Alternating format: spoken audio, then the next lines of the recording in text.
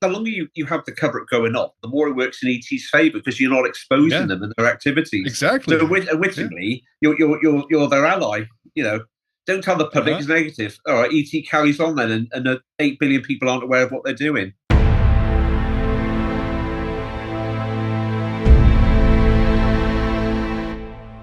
All right, welcome back to Mind Matters, everyone. I'm Harrison Cayley, and I have joining me Matt Hurley.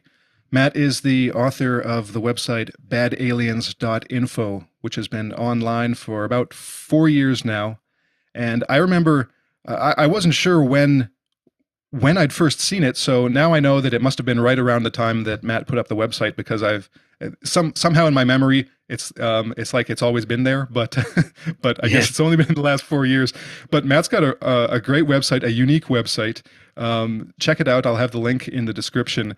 It's for the last couple episodes, I've been talking to guests about UFOs, UAP, NHI, and Matt has a history in the field. Um, a history of interest in these kind of topics that goes back before the um, before the recent resurgence in interest that we've seen in the public, with New York Times 2017 up through today with congressional hearings and David Grush and a whole bunch of people coming forward with statements and claims about what they know from within government.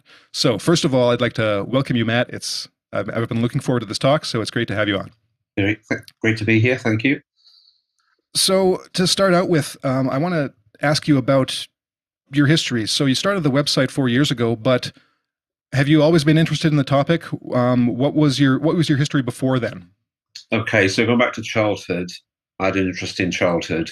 I think it was after seeing Close Encounters of the Third Kind at the movies. But the seminal moment for me started when I was 19 and I read Above Top Secret by Timothy Good. Mhm. I read it from cover to cover in a couple of days, and I was amazed the amount of data in it, and that really then put me on the path.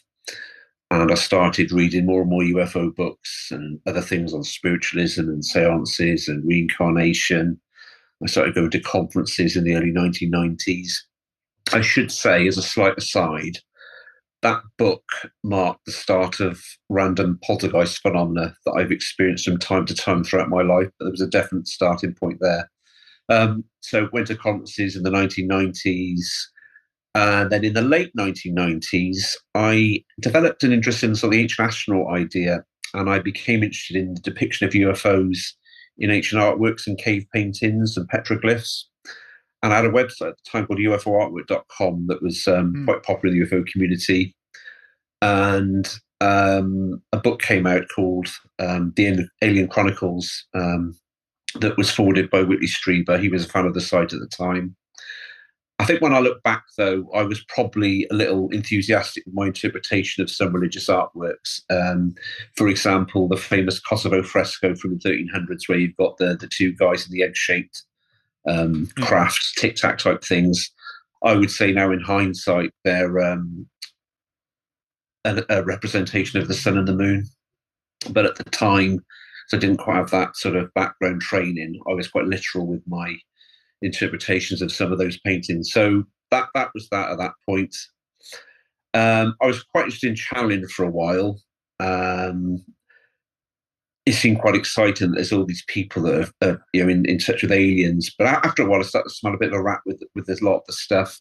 They make predictions that don't come true. A lot of the information contradicts one another. So, for example, one will say the good guys are from Orion, another will say the bad guys from Orion. A lot of contradictions.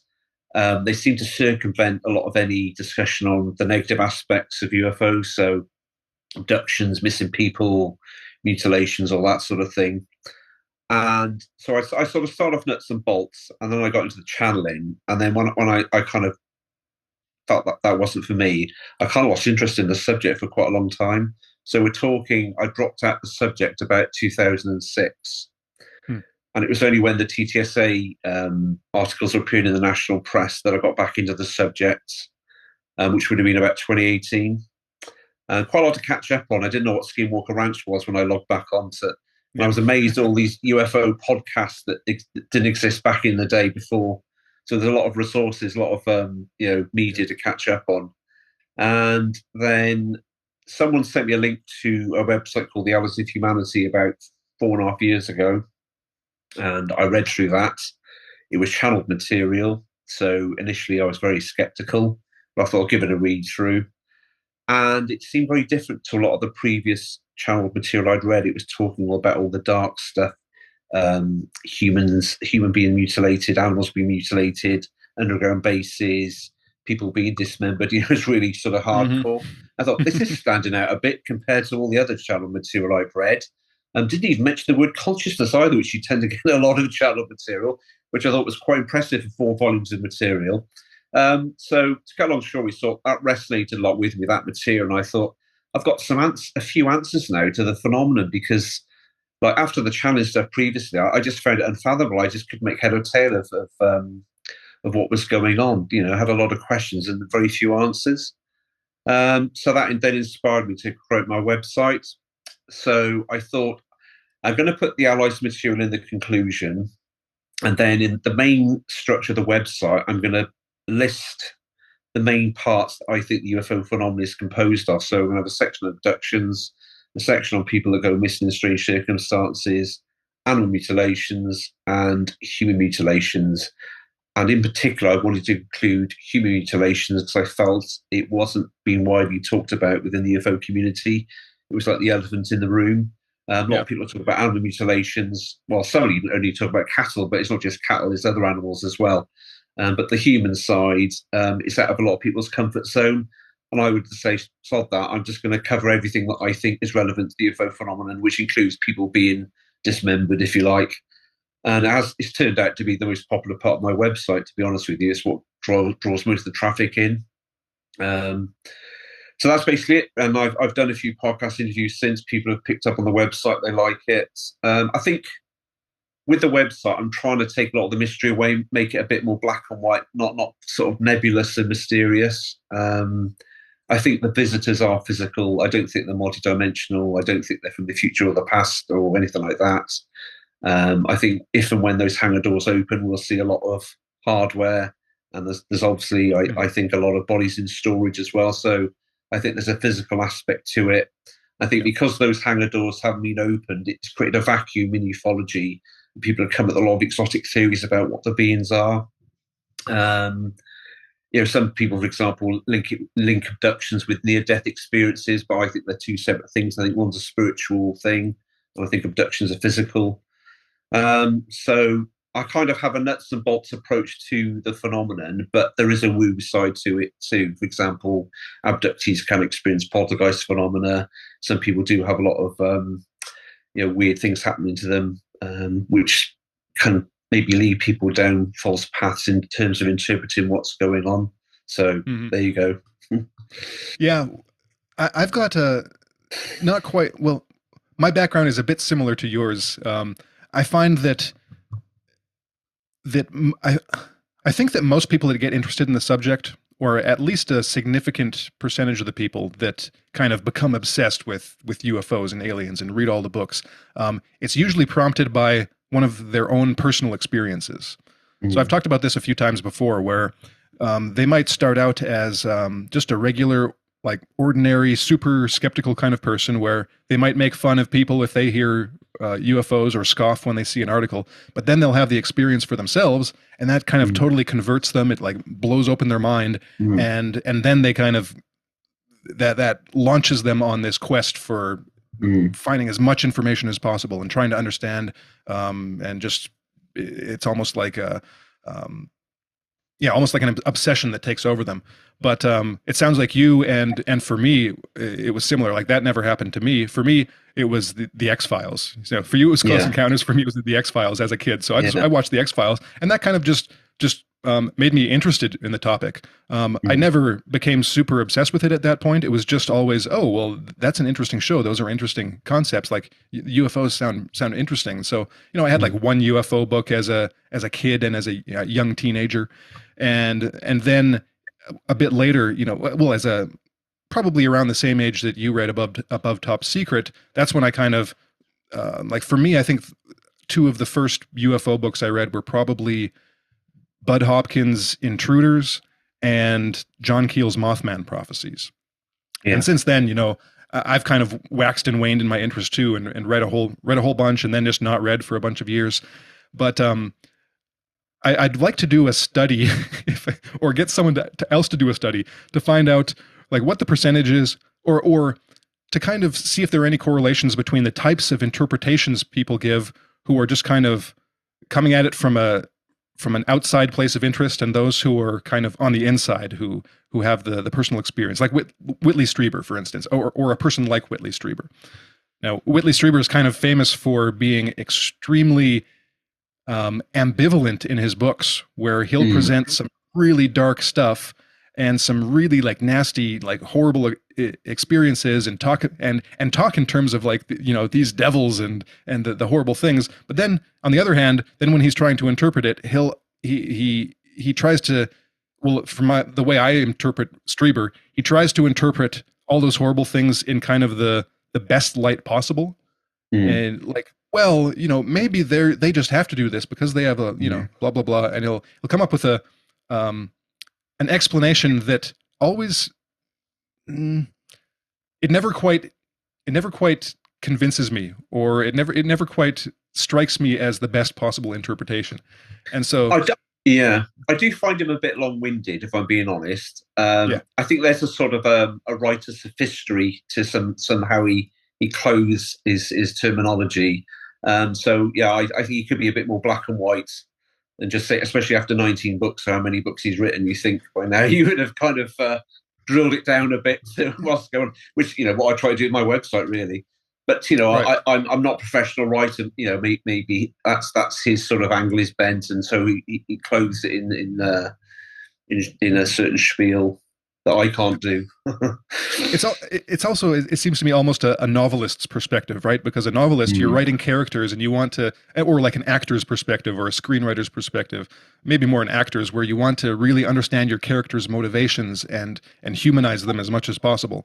So I think, despite the fact that Strieber is very aware that these are alien beings that he's been encountering for years, there is almost an attempt at humanization to try to kind of project a type of humanity, or a type of human worldview. Well, I don't even know how to put it, but a type of humanization to try to see where they're coming from, and it leads to some strange places. So that's why that's one of the reasons I like your website. Like you said, it's okay, we can have all of these great theories, but let's just focus on some very basic facts, or some very basic evidence that should be taken into account in any theory. And if your theory doesn't like have a good explanation for these things, and doesn't just dismiss them, then there might be something wrong with your interpretation and your theory about what's actually going on. There was so I wrote an article that became a chapter in the book that I published, on human mutilation, well, and on missing people. So I some of this, pretty much the same topics that you covered on your website. And when I was researching as much as I could find on human mutilation, I found an article. I can't remember the authors. It was two authors, and I think the article was from like 1999 or 2000, somewhere around there. And they talked about the two unspeakables of ufology, and those were human mutilation and missing children. Yeah. And so already back in the 90s, and presumably before, like these two authors, they talk about how they've spoken to several ufologists, researchers off the record, and they'll all kind of admit that they've heard these things off the record, but it's just too dark to talk about. And so there's very, very little discussion of these the things. darker aspects.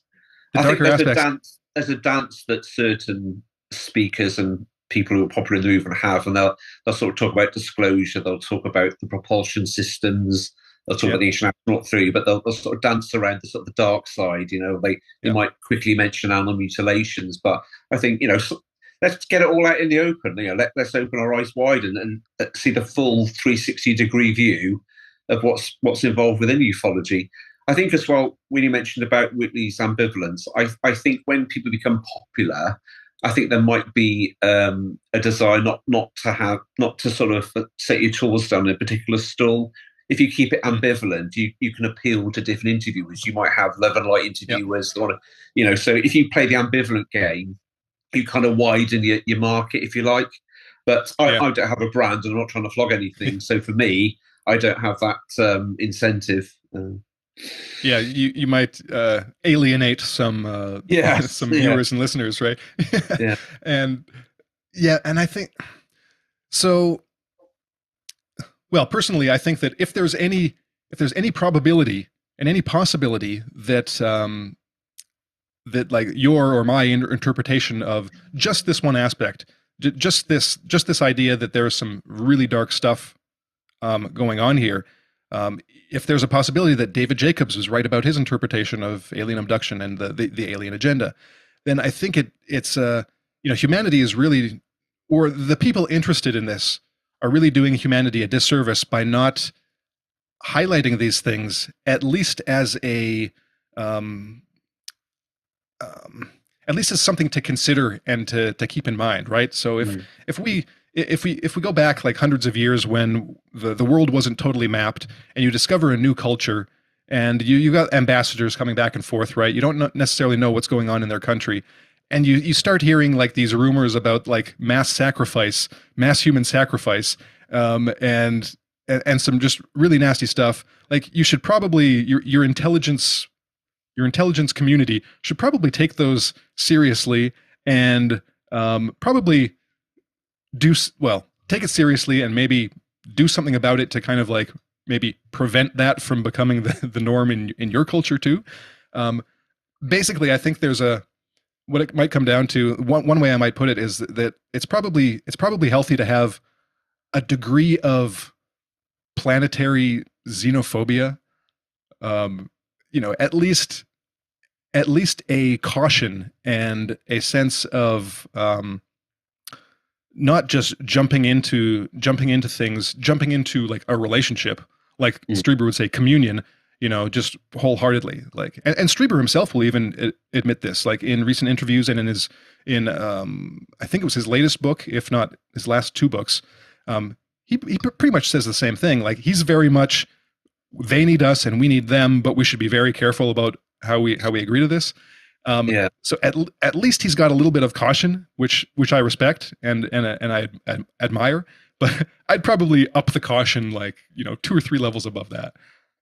I think ideally we need sovereignty over our airspace, and we should have protocols in place, and and we should be able to decide who comes here and when they visit, etc., rather than it being an ET free for all, and with the potential these beings are manipulating people's perceptions as their motivations. And I think another issue as well is a basic fundamental human assumption that if a race is highly technological, they would have gone past the need for wars or greed or power. But I think the evidence on my website demonstrates that the opposite is true. I'm sure there are pleasant civilizations out there, but I think we're dealing with beings that are coming who are interested in the resources of our planet. Some of the whistleblowers using the Arwood now resources. Matt Brown's using it. So I think some of them are letting a bit more out of the bag what they're aware of in terms of the NHI agenda. But yeah, it's dangerous to assume something just because it's highly technological, it will be highly spiritual as well. It might be some civilizations are very secular, they might be hierarchical. They might have like a drone type race, a level of beings that carry out all the basic work, and then you have levels going up, and there might be no arts or creativity involved. They might make North Korea look like Disneyland. Some of these civilizations. So yeah, something to be aware of. Yeah, I hadn't. Well, about 20 years ago, I think or no, maybe 15 years ago, I started reading one of Nigel Kerner's books, The Song of the Greys, and I just couldn't get into it. There was the metaphysics in that first book kind of just confused me and threw me off, so I never finished it. Yeah. But I started reading his last book that was published the year he died. What's it called? Like Gray Aliens and Artificial Intelligence.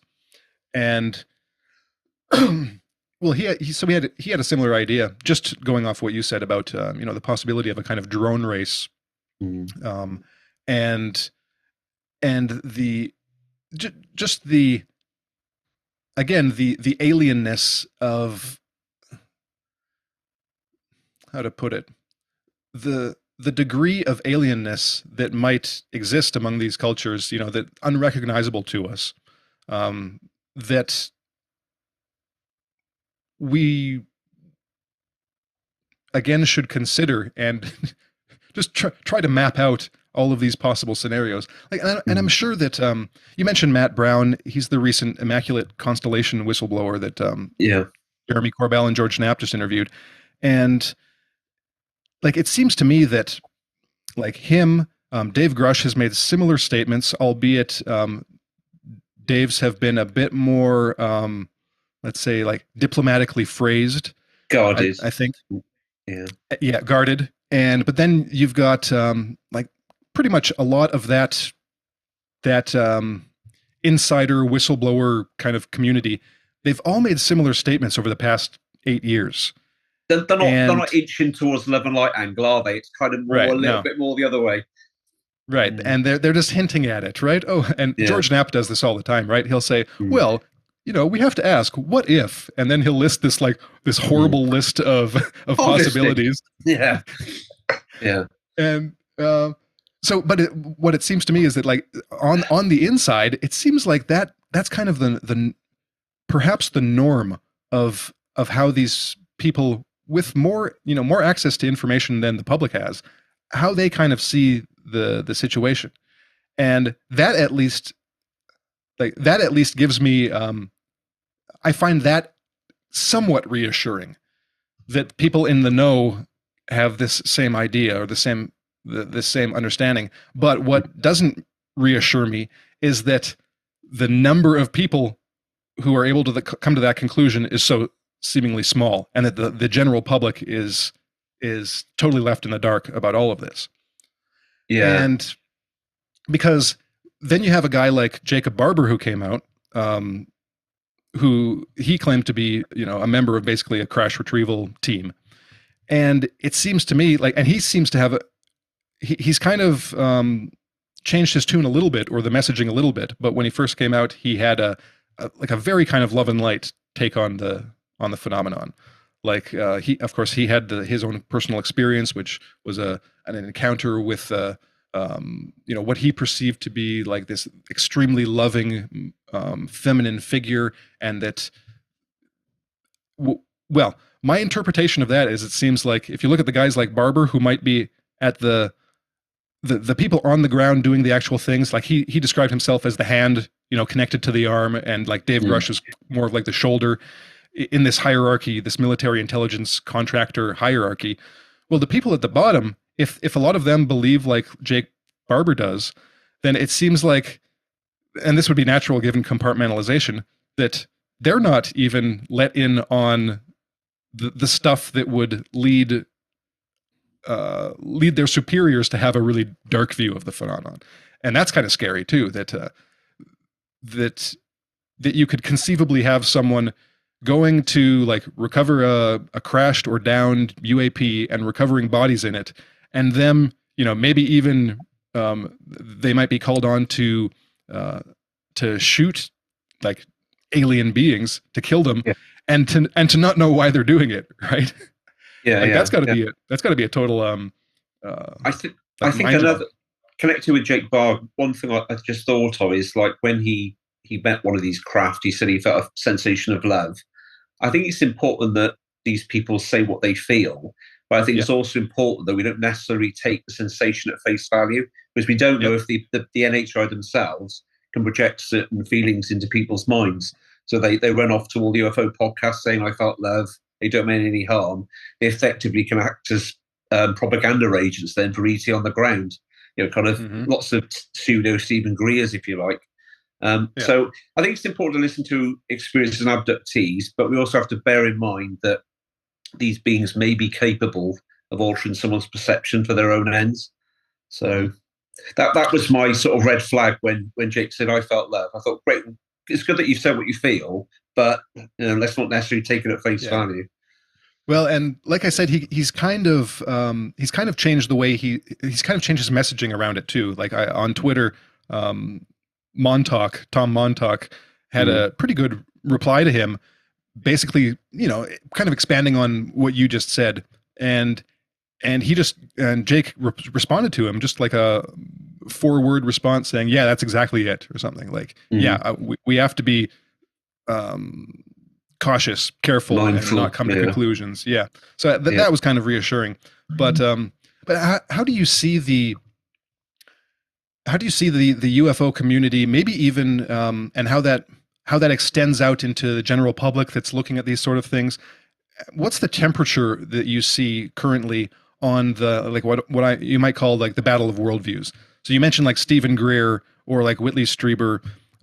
Stephen Greer, for listeners who might not be into the topic and be very aware, Stephen Greer is one of the guys that promotes like contact modalities, like close encounters of the fifth kind, CE5 protocols, where you kind of try to make contact with non-human intelligences and summon the craft, see them, interact with them. I believe he I believe he even tries to have like essentially like modern kind of seances and try to manifest entities. I can always had some pictures that he's taken that he claims are like the beings that come through a portal to talk with him. Like so that's kind of like the one extreme of ufology. On the other, you've got like Matt. You Me, no, yeah.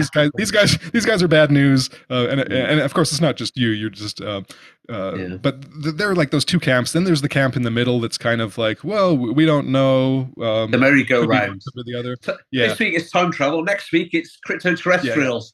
Week after it's something else. Yeah. I mean, if no pun intended, if you're an alien looking in at ufology, you could say, well, yeah, you've got your love and light fraternity. They embrace C5, the highly technological, they've evolved past need for war. We believe everything they say at face value. Then the other extreme, you've got people like me. I've got empirical evidence here. People have been taken against their will. They've been operating secrecy. They've been mutilating animals. There's cases of people being mutilated. There are people that disappear in strange circumstances. Check out David Paulides' research. And in the middle, you've got this large, probably maybe the biggest cohort is this ambivalent angle. Well, yeah, it could be a mixture of good and bad here. But then if there is good and bad here, how would they get on with each other? If you've got a force for good and a force for darkness, if you like, wouldn't they be at war with each other? Wouldn't it put the one on a bit of a war footing with the other? I think it's probably more likely that evolved civilizations may not get embroiled physically here, but might step back and maybe channel through someone or give messages from afar, e.g. Allies of Humanity. I don't buy this good and bad here at the same time thing. If one's got an underground base in California and the negative ones have got an underground base in Texas, don't they make for happy neighbours, I don't see that as a viable option. It's almost like a lazy cop. Oh, it's good and bad, but it's mostly good. That's what I hear quite a lot, but no, I don't think that at all. Yeah. Well, how do you see this current disclosure movement proceeding? Because like we've talked about it a bit. Yeah, go ahead. Yeah. I was excited when Grush did his speech a couple of years ago, but I think it's lost a lot of momentum since then, and I think a lot of people are a bit of a demoralised state. I am.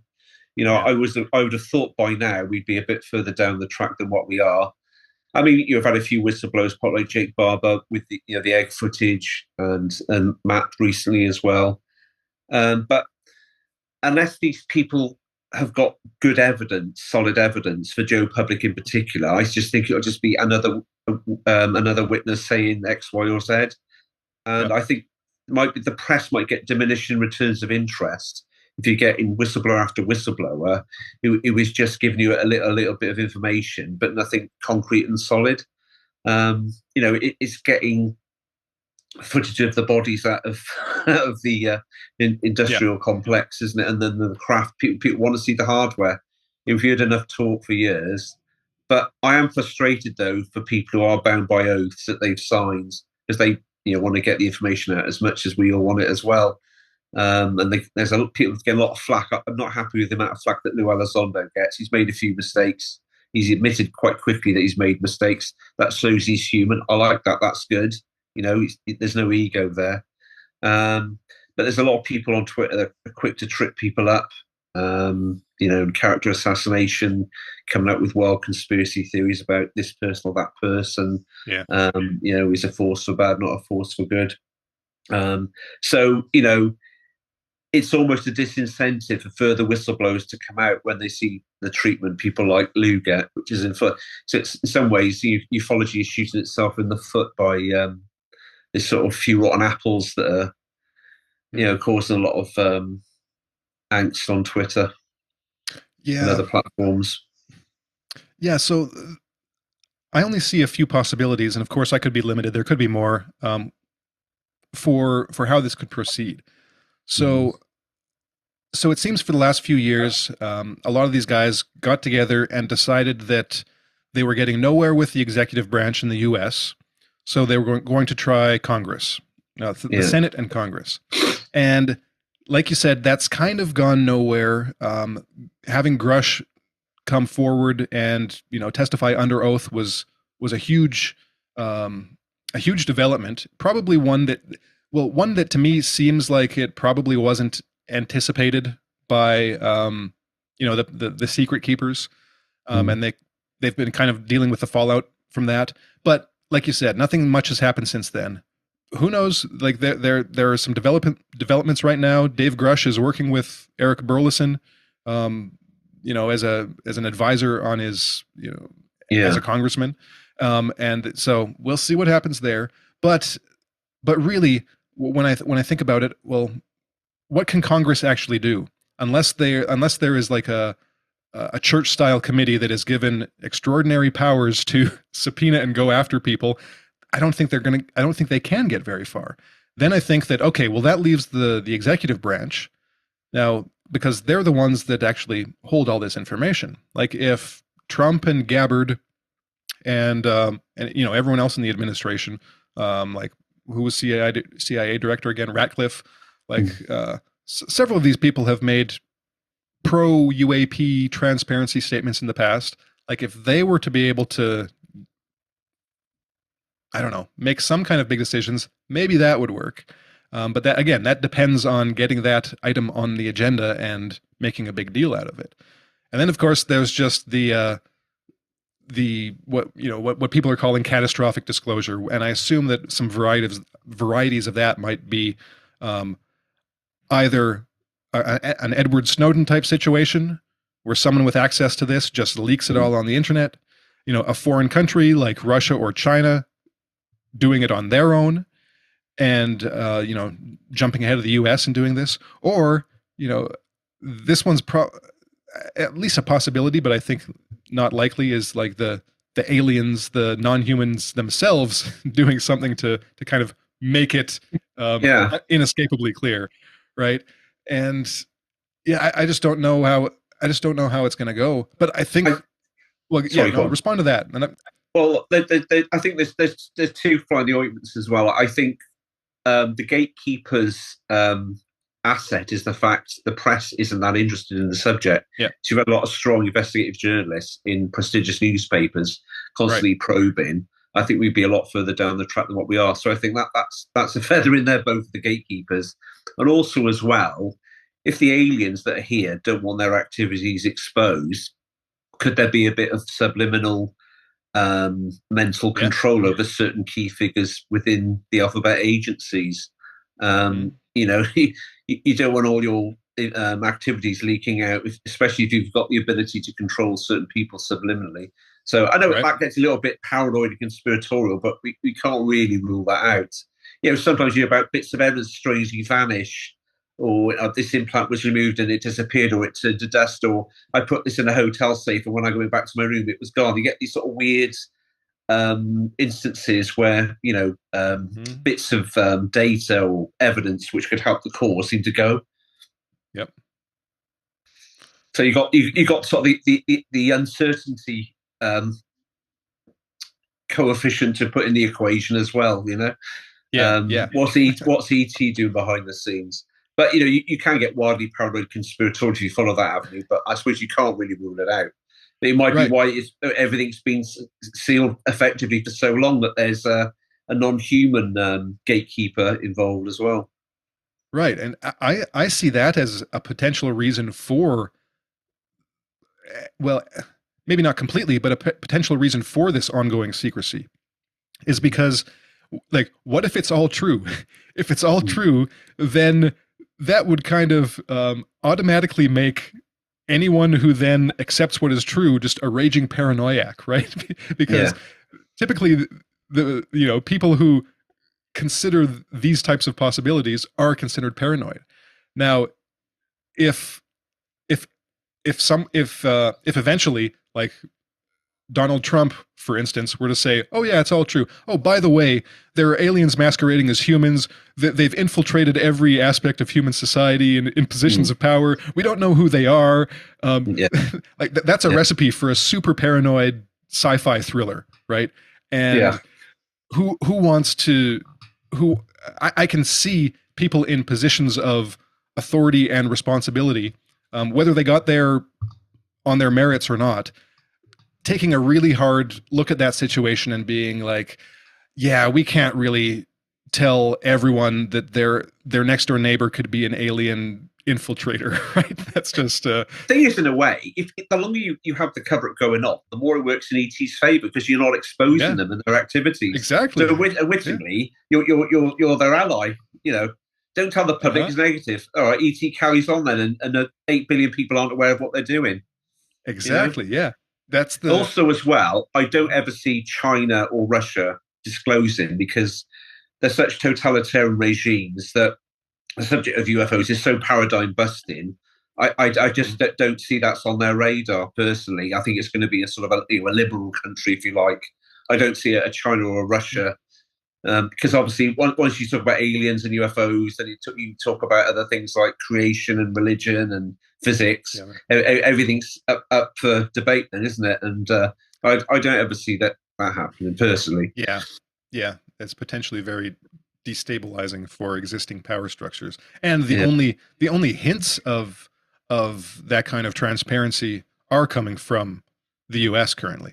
And none yeah, of the other Five Eyes countries, like, because no, presumably, according to a lot of people, there's a lot of intelligence sharing, and that certain Australians are aware of it, certain, people in the UK, certain Canadians, um, mm, but nothing really significant coming out of any other country, no. really.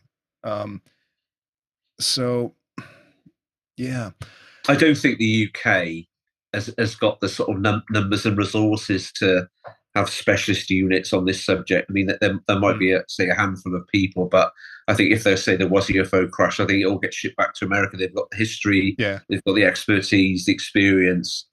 I think that's I think pretty much anything goes back to America if it hmm, crashed in a Five Eyes country.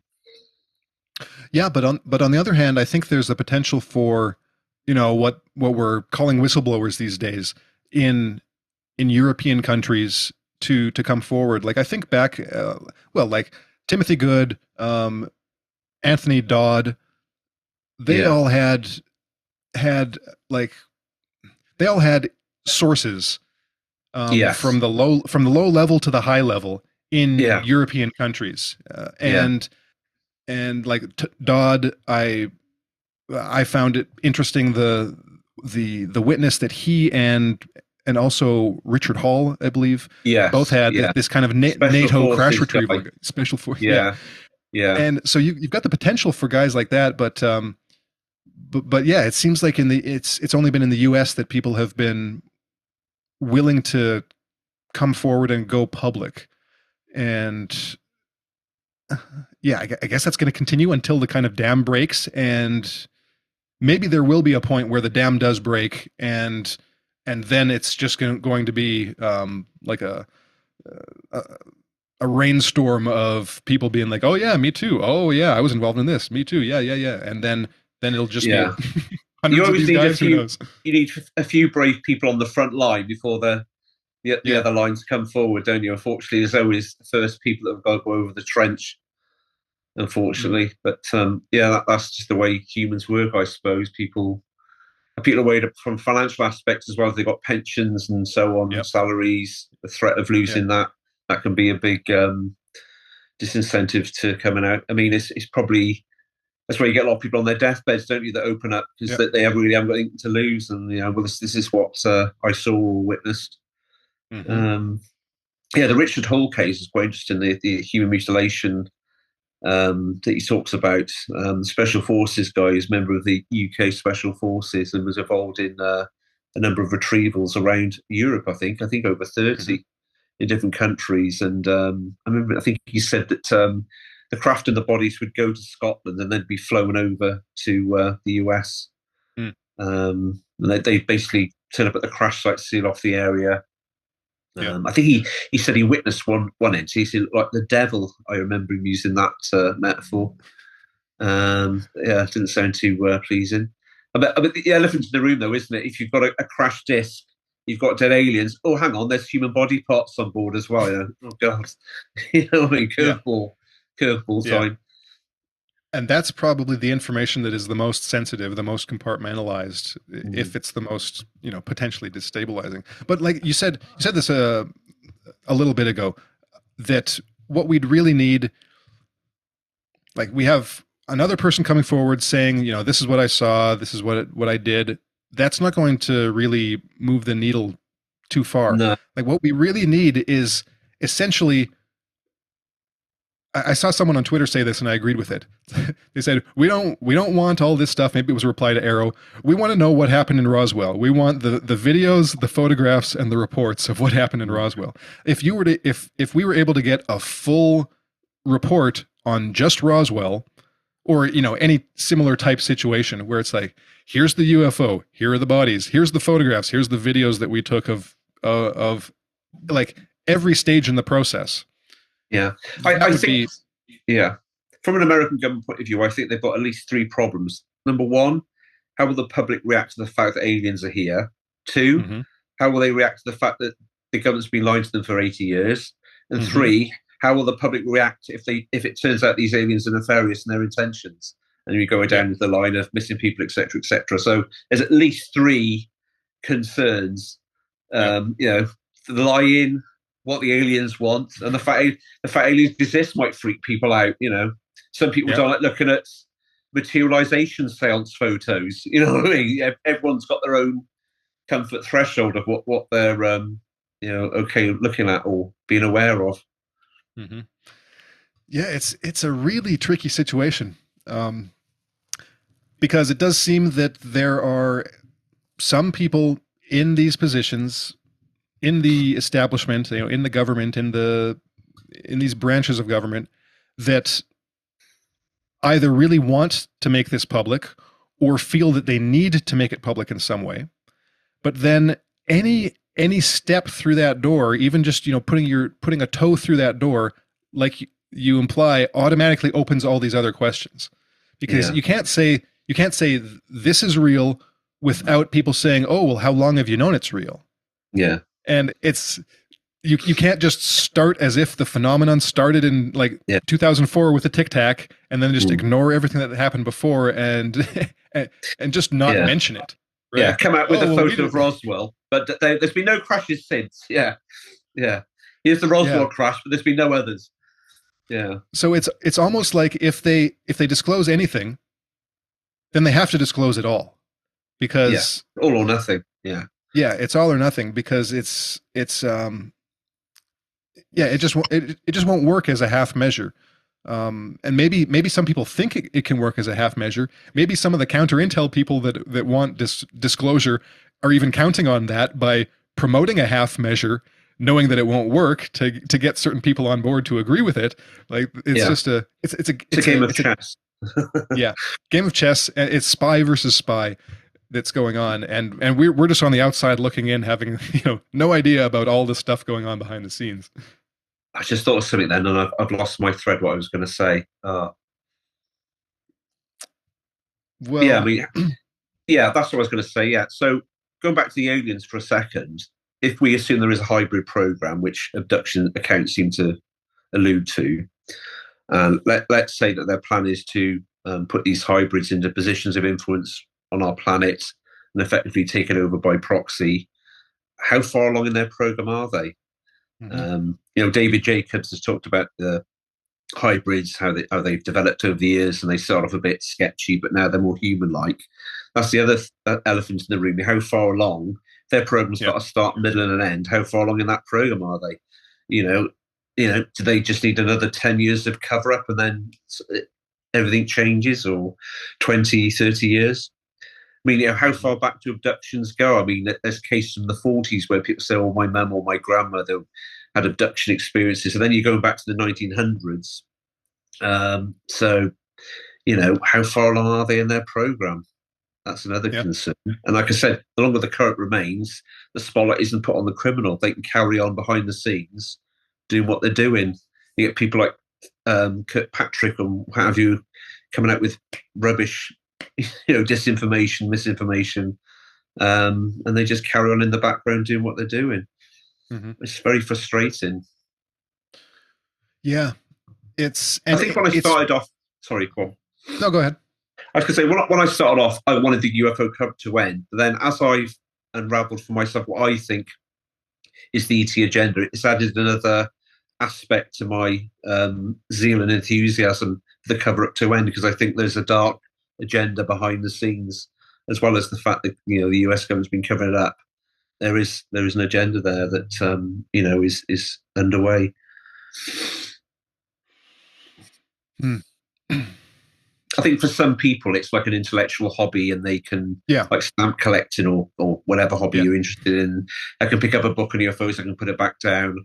I can collect UFO videos on the net or photos and exchange them with other people. But what is the agenda of those pilots? There's a pilot in that photo, in that vehicle. Why is it coming here? What is it? Is it playing billiards and watching TV, or is there a darker, sinister agenda? Are they mission focused? What are they doing? I have the same thoughts and feelings about the scientific approach to UFOs. Like I've got nothing against it, and I think it's important, but the theorizing and the analysis, and it just seems like it seems to me that at least personally, it would be very weird for me and hard for me to engage with that and not have at the forefront of my mind these kind of things that we're talking about, like the potential significance.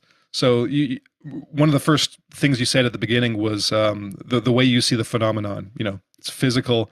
It's not from the like some weird airy dimensional creature from the future or the past. Like you've got a very nuts and bolts view of the phenomenon, and it seems to me that a lot of the people that get into the theories, it's like a hobby. It's like, oh well, what about this, and what about this, and what about this? Well, what if all of this dark shit is real? How might that change how you are how you are considering the phenomenon, how you are studying it, how you are theorizing? Like it would seem to me that again that just those possibilities would kind of light a fire under a person's ass to well, I don't even know, to get a bit biblical, like a different kind of zeal, like you were talking about your initial zeal for ending the cover up. Well, it would seem that at least for me, it would inspire a zeal to reclaim human sovereignty, as you put it. Like that would seem to be the human sovereignty, and also inquiries into what are we? Are we containers of souls? Are those needed? What evidence have we got for the afterlife? What happens when we die? Is there reincarnation? Children with past life memories, etc., etc. What unites for me the evidence for the afterlife and aliens is the fact that orthodox science ignores both. It doesn't look at the data. So that both phenomenon, both paradigm busters, have that commonality that scientific orthodoxy for many years has ignored the evidence. I see a lot of evidence for afterlife. So in a sense, I think we are multidimensional. We're in a physical realm where we contain the spirit, which passes over, and all these sentient beings are multidimensional as well. Multidimensional, but not in the way that a lot of ufologists think of multidimensional. So that's me with my bigger picture, looking at other things as well as evidence for aliens. That I think this is the physical realm, and there's other realms beyond the physical.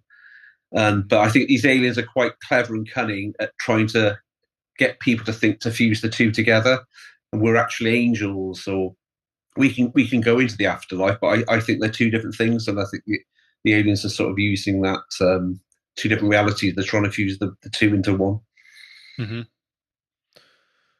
Yeah, it's a counterintelligence nightmare, really, because like I did a live stream several weeks ago, and the way I put it then was that I think that the UFO alien problem is a counterintelligence problem. It's an intelligence and a counterintelligence problem, because it's not just an object that can be studied scientifically.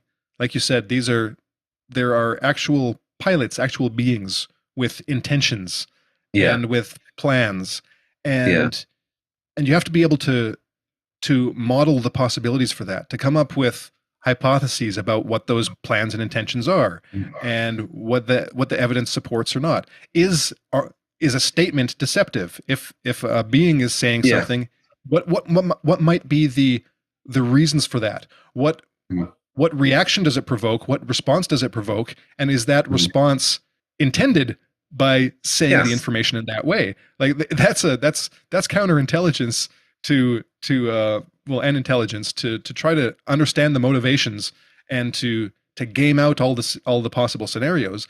And what if, like you've been saying and hinting at, what if a lot of the stuff we see is intentional deception Mm. with a purpose? Like the to kind of wrap up one of the threads that's been running so far, what if certain things were done and in such a way um, as to inspire the people in positions of power to institute a cover up? So essentially, what if the cover up was an intended result of the alien agenda? Basically, they Yeah. have done that in order to get us to cover it up for them, and then any effort to uncover it, to uncover this reality is difficult, fraught with problems, to make us not, or I'm saying us, to make us not want to do it, um, to basically to keep that secrecy. So Mm. is everything, or is a lot of what humanity and what people in positions of responsibility have done, is a lot of that basically just playing into their hand? Yeah. And yeah, Yeah. And bigger picture as well, it might be that they've done this on other planets in other times, yeah, so they're well and, practiced and well versed. They know right, how we'll react. The governments will cover it up. They'll take some trinkets off you. We'll give you some craft if you let us abduct people. They know the psychology. They know how it works. yeah, yeah. They know the military will salivate and will want the technology. Mm-hmm. Yeah, absolutely. I was going to say something else as well. I hope I don't come back to me what I was going to say. Um, Yeah, yeah. So Jack Valley talks about the control system, and yeah, I've kind of like hinted at that about how things are getting suppressed, if you like. I've always found it odd how parapsychology has been a very limited in its appreciation by orthodox science, and I wonder, mm-hmm. would part of the alien agenda to be to suppress parapsychological research, because Yeah, get into the powers then that the potentials of the human mind and the group mind, all the things that we see in the aliens, mm-hmm. seem to be well versed in. So I do wonder, have they been dipping their toe and suppressing some parapsychological breakthroughs and research? It's very fringe, like UFOs has been for many years. Yeah, yeah. I totally agree with that. I think it's a definite possibility, and I'd say it's even probable. Um, Mhm. Parapsychology is another one of those subjects that I've been interested in, as long as I've been Yeah, interested in this. yeah, And I just did an article, a few months ago, where I tried to collect a bunch of these kind of clues and hints. And I forget the names. They're not. The names don't come to mind immediately, but I think it was like it might have been Sarbacker, um, one of the guys that in the '80s that William Steinman was talking to, and a bunch of other people, and well, Philip Corso. There's a bunch of them. There's a handful of people, and I think it was Sarbacher who had said, was it Sarbacher? can't remember, who had said in a conversation with one of these ufologists that got a hold of him, um, about being part of the, basically the control group, the MJ12 type group, Mm. is that, yeah, in order to get into that group, it's like you have to understand the seventh sense, he said, probably meaning to say the sixth sense, like ESP.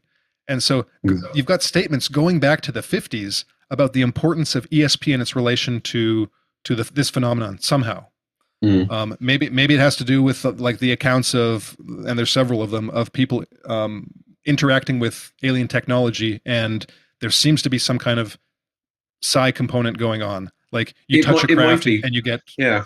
It you might be get with early crashes that maybe there was some telepathy between yeah, surviving beings, and so then they, okay, so these are their minds. Sorry to yeah. interrupt. Well, just to say, yeah, totally. Just to say that there seems to be some kind of tie to it, and that the same people that have an idea of what's going on in the UFO reality also have that interest in parapsychology. So there's a link there, and so the cover up seems to have proceeded from the 40s on, parallel those two phenomena, parapsychology and Yeah, UFOs, and yeah. they're in the same position today that they have been for decades. Mm. And Mm. yeah, there might be something there there might be something there why that is. There might be some kind of relation, I think, between the two of Mm. them. What I found fascinating was when I was reading up a few years ago is that poltergeist cases go back to 1600s, and the Royal Yeah. Society in Britain, which was an early prestigious scientific establishment, recorded cases. So these phenomena have been, and obviously the levitating religious people. There's been a few Oh yeah. cases of levitations. There was a chap in the 1800s and maybe Hmm. the century before. Um, aliens sometimes levitate. Sometimes the Greys didn't walk across the room; they levitated. Hmm. So, are there these pockets of humans that exhibit some of the psychic abilities that the aliens exhibited when we read about their encounters? Are people who get poltergeist phenomena, are they basically people who've got involuntary psychokinesis? They've got that ability within them, but it's some Hmm. sort of trauma or something in their brain that's acting as a trigger, and they can Yeah. only do it involuntary, whereas maybe these aliens know how to do it voluntary, you know? Right. Yeah. Yeah, for sure. And you mentioned at the beginning that when you got back into the subject, you had to learn about Skinwalker Ranch, for instance. So Yeah. when we look at a place like Skinwalker Ranch, and there's Mm-hmm. several of them, like all of the stuff seems tied together in some way. Mm. That brings me on to So Hitchhiker, because I've got a theory on yeah, Hitchhiker. Okay, so yeah, you've got that researcher that went there, and when he got back, I think either himself or his family started seeing this dogman type entity in the garden. yeah, that was Jay Stratton. Yeah, Jay Stratton. So I've got this theory, right? With Hitchhiker, you've got hardcore Hitchhiker, which is direct, um, what's the word? Psychometric weaponry. Is that the right term I'm trying to think of? Psychotronic. Psychotronic weaponry, yeah. You've got very directed psychotronic weaponry, dogmen in the garden. If you go back to Carla Turner, she look out her window, there'd be a big black limo with a guy staring at her. Then she'd turn away to her husband and look back and the thing's gone. She had um, three groups of three of black helicopters, three waves of black helicopters come over a house. Lots of weird shit like this. So I think there's directed Hitchhiker where you're pressing too many buttons. We're going to try and really rattle you now. And then there's the milder Hitchhiker where prior to saying abduction, someone will have like an initial mind scan. I think they probably scan the individual first, and then Hmm. that's what then does that sort of poltergeist phenomenon. You get like low key psychic phenomena occurring in the house. So Hmm. I think there's sort of Hitchhiker, which is as a result of like a mental scan, which then becomes fertile ground for poltergeist phenomena. And you've got the Hmm. directed weaponry, which is a bit more hardcore, where you get the limos outside the house, the helicopters over the house, weird entities in your garden. So I think there's kind of Hmm. two sort of polarities of that. Well, what about? Do you have an interpretation of your experience? Because I think you mentioned at the beginning that you read above. Was it you read That's above top Top secret, Secret, yeah, and yeah, then you started experiencing yeah, that stuff for bit for stuff, yourself? yeah. Well, it's interesting because I was watching Matt Ford on the Good Trouble show a few weeks ago, and he said he had no interest in Yeah. UFOs in childhood. And then, I don't know, 4 years ago, got into the subject, and then he started getting orbs in his house all of a Yeah. sudden, doors opening and closing, weird banging noises. So it Uh-huh. seems if you're of a certain disposition, you seem to attract their attention. And I think some sort of mind scan takes place, which then, as I say, acts as some sort of trigger. They're entering your mental environment, if you like, and Hmm. this acts as a trigger for all this involuntary psychokinesis that takes place. Yeah. That's just my theory on it. Yeah. But I wonder obviously, if, oh, sorry, no, go ahead. I was going to quickly say that I don't think all poltergeist sufferers are abductees. I think there Right. can be other reasons for this phenomena, and not all abductees will experience poltergeist phenomena. But like Barry Taft, for example, a parapsychologist from UCLA, I've got a link to some of his interviews on my website. He noticed the correlation between abductees and poltergeist phenomena. Hmm. Sorry, go on. Yeah, I was just going to say that maybe this is what you're saying, maybe not. You can clarify for me that that kind of scanning that you're talking about, or some other process might actually change, or maybe like so-called, or how to put it, rewire in a sense someone to then open themselves up to that kind of manifestation, because like you Yeah, said, not all poltergeist experiences are related necessarily to abductions or this type of thing. So maybe it's kind of like a side effect it might be of for that kind some. of interaction. If you're in a position of influence like Matt Ford, he's got a big readership. Maybe these ETs have got these super advanced computers and they can read Oh yeah. individual biofields. And if oh, that person there is going to be Yeah. of interest to us, so bang, Hmm. let's scan that person, and then that then triggers all the weirdness Hmm. that occurs. So you hear about these remote view accounts where they go into underground bases and there's humanoids there and there's sort of computer type devices. What are these Yeah. devices for? Could it be for monitoring humanity and people of interest? Bang, we need Hmm. to check that person out. Surely you'd want to be Yeah. doing that. You need to manage your sheep if you're the farmer. You need to Hmm. keep tabs on who's saying what and doing what. Yeah. And that's cosmic counterintelligence. So Yeah, I yeah. find I find I wish more spies wrote books about this, um, to kind of, even if it was a novel. Like I know Chase Brandon wrote a book, Cryptos Conundrum, but I tried to read that one and I just couldn't get. I just thought the writing was really bad, so I couldn't get through it. But I'd like to Mm. read a really good spy thriller, that it's spy versus spy, but sci-fi with human and alien, because Mm. yeah, exactly. You'd if there's a hidden a hidden race or a hidden species engaging in these kinds of things, they're going to need a program like that to identify possible threats Mm. to their narrative and Yeah. to their agenda. And it seems like if you look at the history of ufology, like it's very easy to read that into the history of ufology, where to use Matt Ford, so you have this new guy that wasn't interested in the subject before, and then he Yeah. gets into it, and he's really good at what he does. He's influential. He's insightful, and yeah, for sure, he's going to be identified as a potential threat. Just like in a foreign country, if our intelligence services are doing like reconnaissance or getting intel from a foreign country, we're going to notice when someone starts to be a potential problem, Mm. and they're going to be doing the same thing with us. And if we look at the history of ufology, we've got I well, I was just reading, like I said, Nigel Kerner's book, and one of the things that just stuck out to me was he talked about, I think it was a paper that someone had written, or just an observation that was made just kind of anecdotally, but how many weird deaths are associated with ufologists, people that like go crazy, fall off the map, just like disappear or die, or die in strange ways. And it seems Mm. to, like, in his opinion, I haven't looked at the numbers, right? So I don't know for sure, but it seems too much for chance. Like it's a dangerous field to get involved at a serious level. Yeah, And offshore powerboat racing. Yeah, yeah, yeah, so yeah, it's a real minefield, and mm.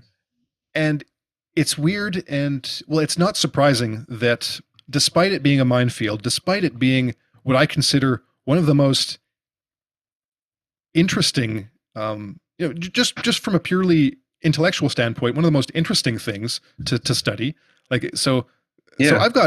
I've got sympathy for the people that just look at it as a hobby, an interesting hobby to engage in, and fun to research. Like I sympathize with that, because it's true. It is a very interesting subject, and it's interesting from so many angles. So Yeah. if you're interested in like government conspiracies and spy dramas and things like that, it's interesting from that angle too. It's interesting from so many different Physics. angles. Yeah. Physics, and Yeah. and so despite all of that, despite how interesting the phenomenon is, to have it so controlled and closed off that Mm. it's been impossible for an authoritative, influential person to just come forward and say, "Oh yes, I take this subject totally seriously, and everyone else should." And the moment someone has done that over the last 70 years, it's just been, they're no longer a serious person. We see this I in think, the yeah. I think what I find weird, you probably agree with me as well, is why more people are interested in the subject we find it interesting. yeah. Why doesn't Joe Public find it interesting? It's almost because a critical mass of humanity are interested enough in the subject, it remains fringe, and the gatekeepers there aren't enough people shouting at the gates of the Bastille, to Mm-hmm. reveal all your secrets. And Well, whether it's by hook or crook, the majority aren't that interested. I wonder how true that is, because that's the way it appears. But I wonder about this idea of a preference cascade, where if the tipping point is reached, how many people would say, how many people would be relieved and then express their interest for it, Yeah. because it's been hidden and suppressed for so long. Because another thing that I just read in the Nigel Kerner book, he was talking about media, and he says that what was it he was talking about the two most popular news items, and I can't remember what the number one was. There was one that was just the most uh, a news story that gets the most attention and hits essentially, and the UFOs were not actually number two, as in the most public interest. And we see this with we've seen this with the Grush congressional hearing, most viewed congressional hearing, Yeah.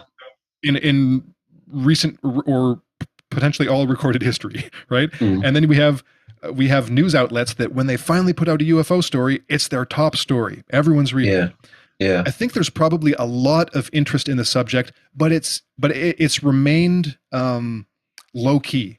It's remained under the surface because and people just aren't motivated to kind of take an activist role. I think there's a lot of people that are interested that just don't have, just like they probably wouldn't take that extra mile. No. yeah, they wouldn't do that for anything else, and they won't do that for the UFOs. But Yeah. once that tipping point is reached, you're going to have the preference cascade where now it's the common opinion that everyone's interested in it, or that a majority of people are interested in it. When it didn't look like that before. Yeah. So just as a possible alternative to that, I don't, who knows for sure. But I'd say my family have an interest in the subject, but as you say, they're not actively interested. They wouldn't watch a documentary or pick up a book. So as you say, maybe a lot of people are that sort of cohort. Yeah. Yeah, who knows? But well, I'm just wondering if there was anything else that I wanted to cover with you, Matt, or if we should wrap it up for today. Well, maybe I'll wrap it up, and we'll see if it goes anywhere as we're wrapping up. But where can viewers and listeners find you aside from badaliens.info? Like, is there anywhere else that people can find you or interact with you? I've got a YouTube channel called Bad Aliens. I started off making a few videos myself, and then the rest is what I find relevant. It's a bit like Eyes on Cinema, like a compilation of other things relevant to my line of thinking. I'm on Twitter as Bad Aliens. And that's it really. If people want to email Okay. me, my email address is on the homepage of my website, badaliens.info. But yeah. Great. Any final thoughts or words for I the future? well, I just hope the disclosure process gets back on track, because for the moment that's the big negative for me. Yeah. But in terms of my research, I tweak my site occasionally. I recently added some, after reading your excellent book, I got hold of a copy of Anne Ruffles' book, How to Yes. Let Yourself Easy. Because obviously there's a lot of negativity on my web, so I wanted to have like a positive, proactive side. So I've taken some sections of her book and put that in my induction section. So Oh, great. people can hopefully learn some techniques and what we help them if they're, because I do get asked, how can I stop abductions? And I didn't really have a good answer for it, but Mhm. her book's really good for that. So yeah, to tweak my site from time to time. I think at some point in the future, maybe I'll speak at a conference. I did have a whinge on Twitter a while back, Content in the Desert. All the abduction speakers all seem to not have my angle. Surely, you want to give the customer different viewpoints. They either seem ambivalent or love and light, Barbara Lamb, etc. So Mhm. maybe at some point I'll be speaking at conferences about my angle. Great. Well, and if you have any new material, or I'd love to have you back in the future just for Yeah, another discussion sometime. But we yeah, can focus on any news if yeah. that comes up. But that reminded me that I did want to ask you about. You already kind of answered it. I did want to ask you about any updates that you will be making to the website. 'Cause I think I remember that you were saying on Twitter that you were considering either adding a new section or just updating one of the existing articles on CE5 Yeah, encounters. so on the abduction section, it's really inspired after Jake Barber did his came out with his experiences. I've listed the negative side to CE5 where it has Okay. gone wrong, where people have had missing time, they've been abducted. So I've Hmm. cited several examples from that. I've got two people I've spoken to on Twitter who put their accounts on my website of how they stop Okay. their own abductions, and then I've also referenced Anne Druffle's book as well, How to Prevent. So yeah, it's more as a counterbalance to the CE5 narratives that we're getting a lot lately. I wanted to sort of nip that one in the bud and point out the downsides to it. Yeah. It's not all love and light. Great. All right. Well, I think that's a good place to end.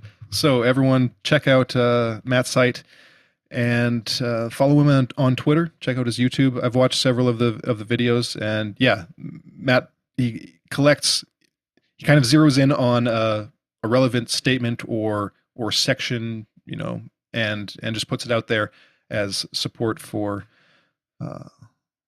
his conclusions on his website, and does a really good job. So thank you, Matt. Thank you for your work, Thank you. and yeah, we'll talk again Been soon. great chatting. Thank you.